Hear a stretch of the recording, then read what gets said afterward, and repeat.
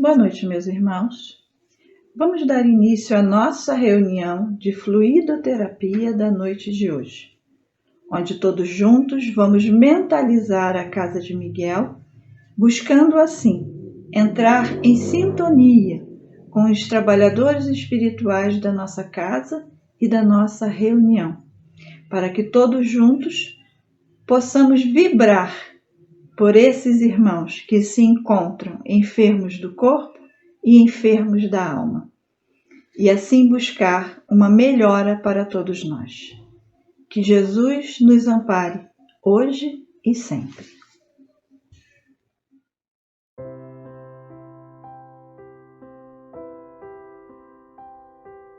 Olá, do livro Caminho, Verdade e Vida, psicografia do nosso saudoso Francisco Cândido Xavier e a mensagem do nosso irmão Emmanuel, número 26, Padecer. Nada temas das coisas que hás de padecer. Apocalipse, capítulo 2, versículo 10. Uma das maiores preocupações do Cristo foi alijar os fantasmas do medo das estradas dos discípulos. A aquisição da fé não constitui fenômeno comum nas sendas da vida, traduz confiança plena. Afinal, que significa padecer? O sofrimento de muitos homens, na essência, é muito semelhante ao do menino que perdeu seus brinquedos. Numerosas criaturas sentem-se eminentemente sofredoras por não lhes ser possível a prática do mal. Revoltam-se outras porque Deus não lhes atendeu aos caprichos perniciosos.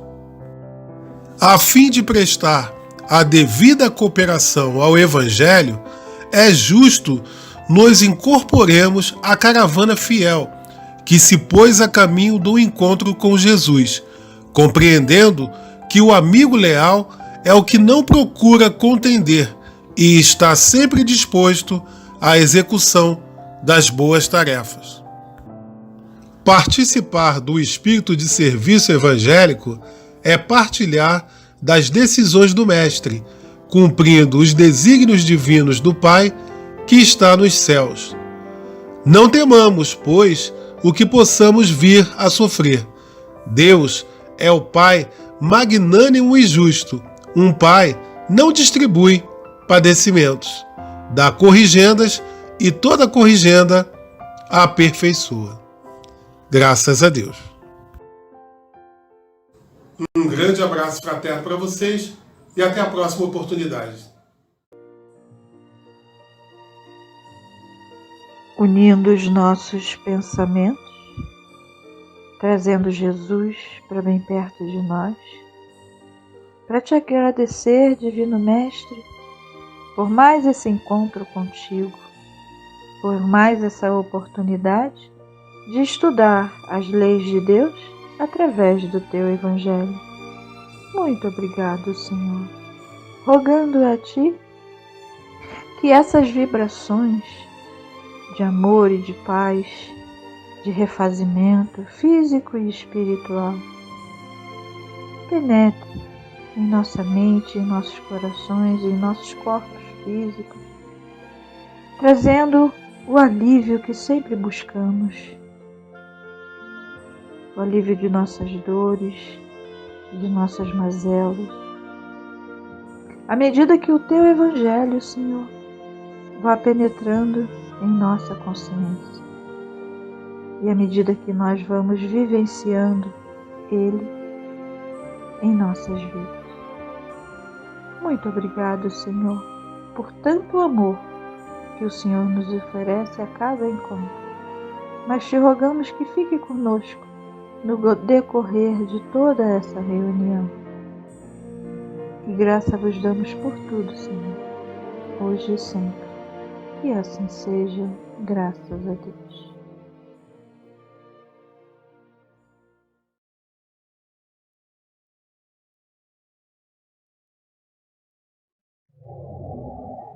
Olá, boa noite, Silvio Centro Espírita Miguel. É um prazer, uma honra estar nesta terça-feira com vocês filosofando o Evangelho do Cristo. Evangelho segundo o Espiritismo, capítulo 4. Ninguém poderá ver o reino de Deus se não nascer de novo. A reencarnação fortalece os laços de família, ao passo que a unicidade da existência os rompe. Os itens 18 a 23. Kardec utiliza duas palavras-chave: fortalecer, unicidade. A reencarnação fortalece os laços de família, deixa mais forte, ao passo que a unicidade da existência os rompe. Uma só única vida. Ele está afirmando isso, é uma afirmativa. Será que nós temos só uma só única vida? Olha, o texto está imperdível. Vamos nessa? Sai daí não, hein?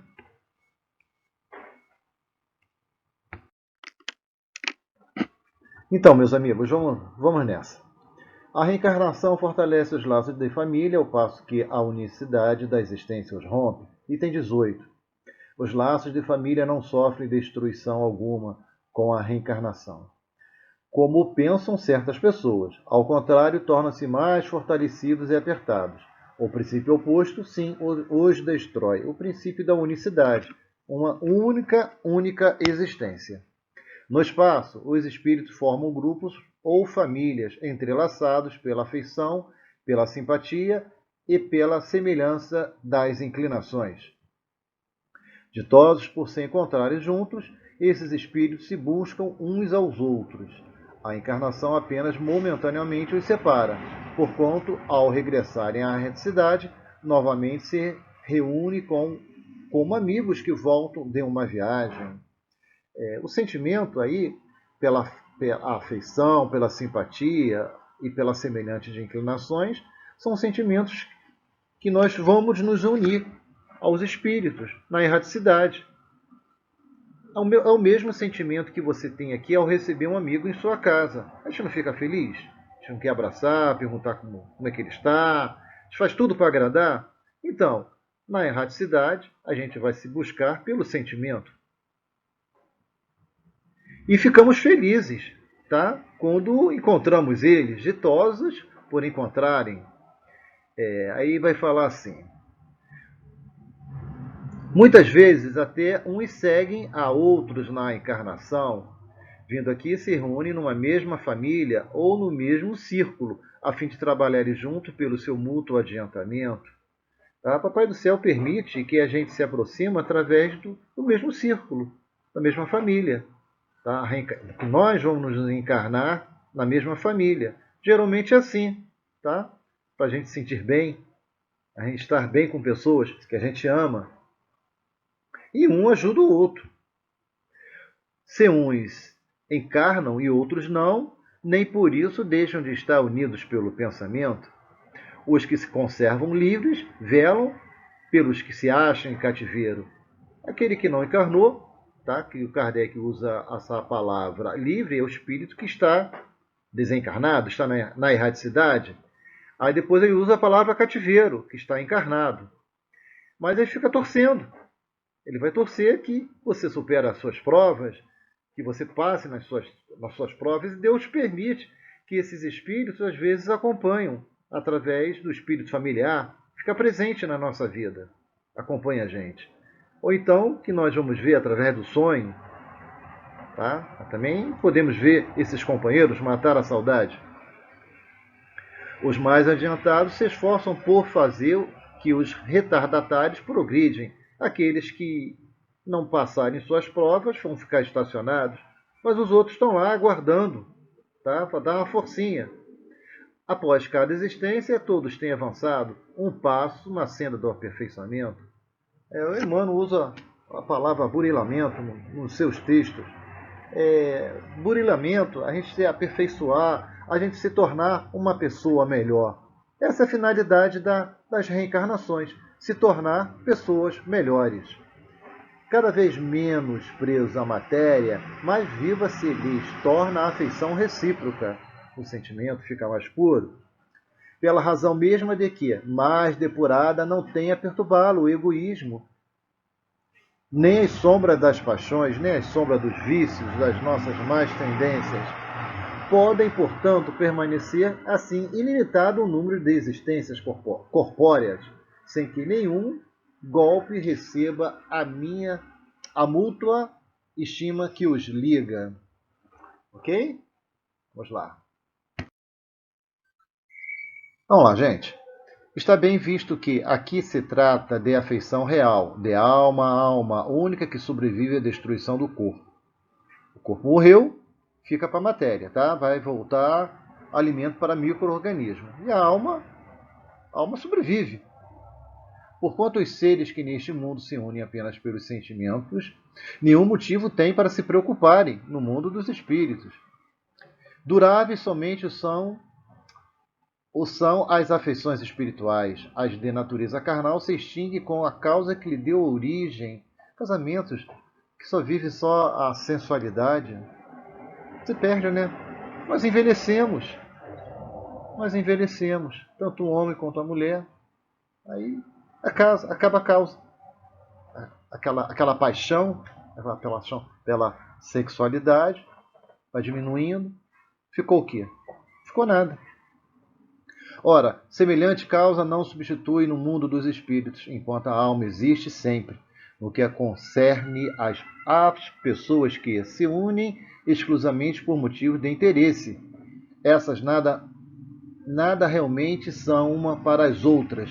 A morte os separa na terra e no céu. Olha, casamento, financeiramente, cara, quantos casamentos aí são destruídos? A mulher ganha mais financeiramente do que o homem. Tá? Apenas um exemplo, tá, gente? Ela tem uma posição profissional melhor do que o homem, e o homem fica envaidecido. Daí não consegue aceitar essa condição e acaba terminando por questões financeiras. A união e a afeição que existem entre pessoas, parentes, são um índice de simpatia anterior, que as aproximou. Daí vem que, falando-se de alguém cujo caráter, gostos e pendores, nenhuma semelhança apresentam com os dos seus parentes mais próximos. Se costuma dizer que ela não é da família, lembrando de Rita Lee, né? A ovelha negra da família, né? Dizendo-se isso, enuncia-se uma verdade mais profunda do que se põe. Deus permite que nas famílias ocorram essas encarnações de espíritos antipáticos ou estranhos, com o duplo objetivo de servir de prova para uns e para outros de meio de progresso. É aquela história do cunhado chato, né? A sogra que pega no pé, né? Mas não tem esses parentes, às vezes, que tiram a gente do sério, né? Mas para quê? Por que Papai do Céu permite isso? Para ajudar, né? Para a gente se ajudar um ao outro. Prova da paciência, né? Ser mais paciente com as pessoas que lhe catucam. Não é isso? Compreensão, perdoar as ofensas. Vem tudo num pacote só. Assim, os maus se melhoram pouco a pouco, ao contrário dos bons, e por efeito dos cuidados que lhes dispensam. O caráter deles se abranda, seus costumes se apuram, as simpatias se esvaem. E é desse modo que se opera a fusão das diferentes categorias de espíritos, como se dá na Terra, como as raças e os povos. Por exemplo, né, gente? Dar bons exemplos, né? Supera tudo. Olha só, meu cunhado é gente muito boa, minha sogra faz um empadão que é uma delícia, gente. Tá? Só um exemplo grosseiro, tá? Item 20. O temor de que a parentela aumente indefinidamente em consequência da reencarnação é de fundo egoístico. Prova naquele que o sente falta de amor bastante amplo para abranger grande número de pessoas. Um pai que tem muitos filhos ama-os mesmo do que amaria a um deles, se fosse único. Mas tranquilizem-se os egoístas. Não há fundamento para semelhante temor.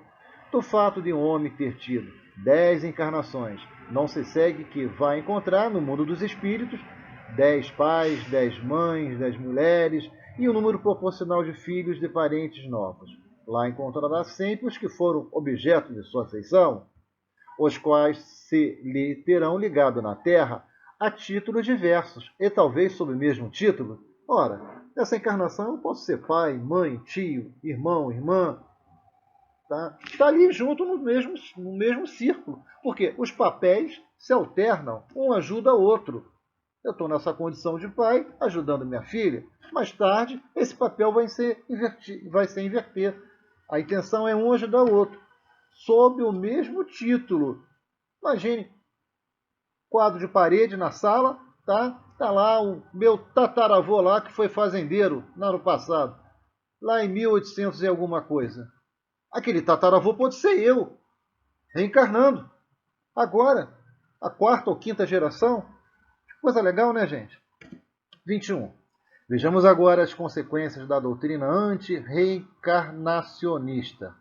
Ela necessariamente anula a preexistência da alma, sendo estas criadas no mesmo tempo que os corpos. Nenhum laço anterior há entre elas, que, nesse caso, serão completamente estranhas umas às outras. O pai é estranho a seu filho, a filiação das famílias fica assim reduzida a só filiação corporal, sem qualquer laço espiritual. Acabou, né? Acabou a vida material, acabou. Não há então motivo das famílias ficarem. Não há então motivo algum para quem quer que seja glorificar-se de haver tido por antepassados tais ou tais personagens ilustres. Com a reencarnação, ascendente e descendente podem já ter conhecido, vivido juntos, amados e podem se reunir-se mais tarde a fim de apertar entre si os laços de simpatia. Ok? Vamos lá, tem mais coisa para ver. Vamos lá, item 22. Isso quanto ao passado. Quanto ao futuro, segundo um dos dogmas fundamentais que decorrem da não reencarnação, a sorte das almas se acha irrevogavelmente determinada após uma só existência. A fixação definitiva da sorte implica a cessação de todo o progresso, pois desde que haja qualquer progresso já não há sorte definitiva. Conforme tenham vivido bem ou mal, elas vão imediatamente para a mansão dos bem-aventurados ou para o inferno eterno. Está demonstrando um Deus cruel, né? Um Deus que pune, um Deus que não perdoa, né? Se eu fui bem nesta vida, que vou para o céu. Estou na boa. E mais o meu companheiro de viagem, minha mulher, minha mãe, minha filha, se não foi bem, vai para o inferno. Não tem meio termo. Se eu for bom, vou para o céu. Se eu não for, vou para o inferno. A ruptura dos laços familiares.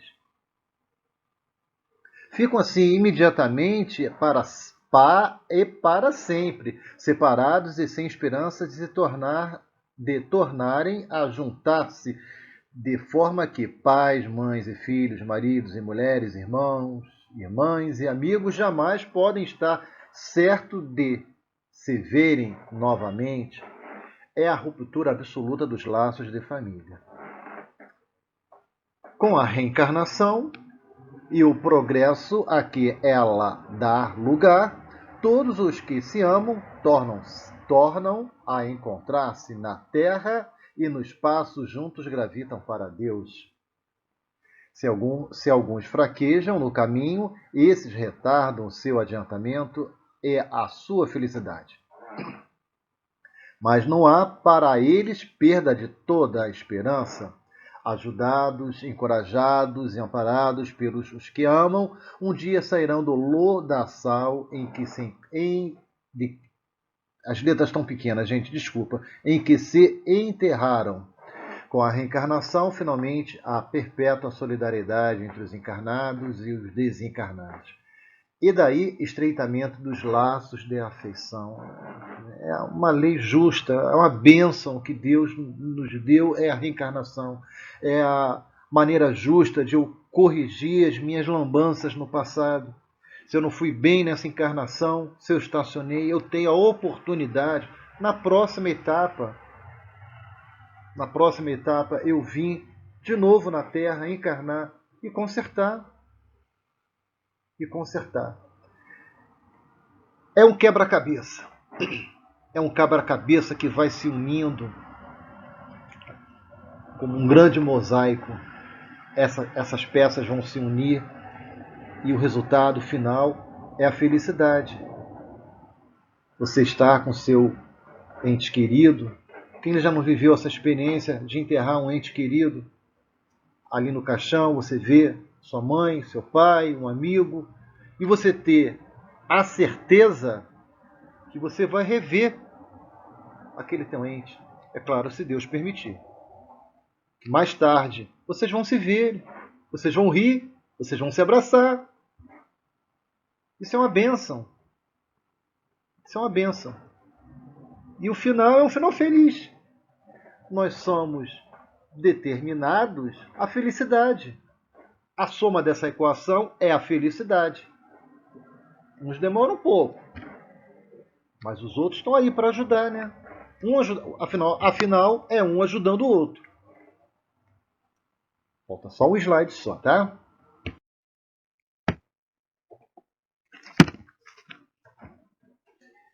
Enfim, terminamos. Item 23. Em resumo, 4 alternativas se apresentam ao homem para o seu futuro do além-túmulo. Primeiro, o nada, de acordo com a doutrina materialista. Morreu, morreu. Acabou, acabou. Eu vou para o nada. Segundo, a absorção do todo universal, de acordo com a doutrina panteísta. Deixa eu ver aqui minha cola. Alma do universo, que é um todo homogêneo, para onde a alma humana volta após a morte, perdendo o quê? A sua individualidade e tornando-se homogênea. Kardec dá até o exemplo que a alma dá um exemplo das gotículas de chuva que caem no oceano. Se perdem. Elas se misturam com o todo.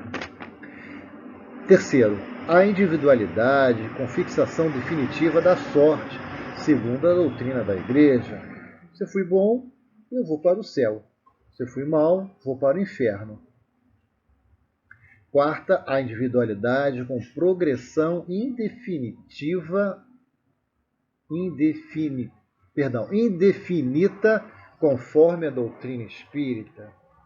Segundo as duas primeiras, os laços de família se rompem por ocasião da morte e nenhuma esperança resta às almas de se encontrarem futuramente. Seus amores se perdem. Você não vai ter mais oportunidade de ver as pessoas que você amou.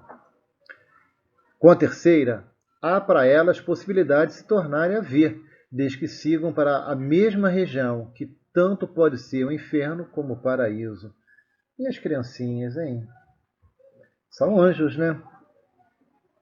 Algumas doutrinas pensam que as crianças são anjos. Eu fico pensando que tem criança aí, coitada, dá uma dor de cabeça para os pais, são os verdadeiros artistas. Verdadeiros artistas. Vão para onde? Com a pluralidade das existências, inseparável da progressão gradativa, há a certeza na continuidade das relações entre os que se amaram, e é isso o que constitui a verdadeira família. Família. Gente, é o consolo, é a resposta, é o fim da dúvida. São as oportunidades da gente reparar o mal lá atrás, o mal que eu fiz, eu tenho essa oportunidade de reparar para frente. É uma bênção de Deus. Tá? Somos viajantes do tempo. Nós pensamos tanto no futuro, em viagens no tempo, aquelas ficções, filmes de ficção de Hollywood. Isso é real. O espírito é um viajante do tempo. Para o futuro, sempre estamos viajando. sempre para frente. Bingo! São as respostas que as reencarnações, que a doutrina espírita nos dá. Obrigado aí por vocês terem me aturado aí esses quase 21 minutos aí, filosofando o Evangelho do Cristo com vocês. Mas é sempre bom, né? Falar de Jesus é sempre bom. Que Maria Santíssima nos abençoe, que nós tenhamos uma boa noite de sono e fiquem com Deus. Obrigado. Vamos agora nos encaminhar para a prece final, onde todos juntos buscamos Jesus em nossos pensamentos, para aproveitar melhor essas vibrações de saúde, de equilíbrio e de harmonia para o nosso corpo físico e espiritual. Que Jesus ampare a todos nós, hoje e sempre. Quanta luz nesse ambiente, descendo sobre nós, vibrando em nossa mente.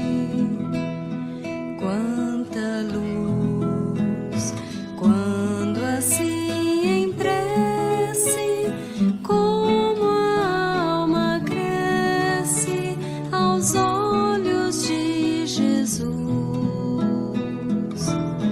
Quanta luz, pois em oração a voz do Mestre fala ao nosso coração. Quanta luz descendo sobre nós. Quanta luz, quanta luz.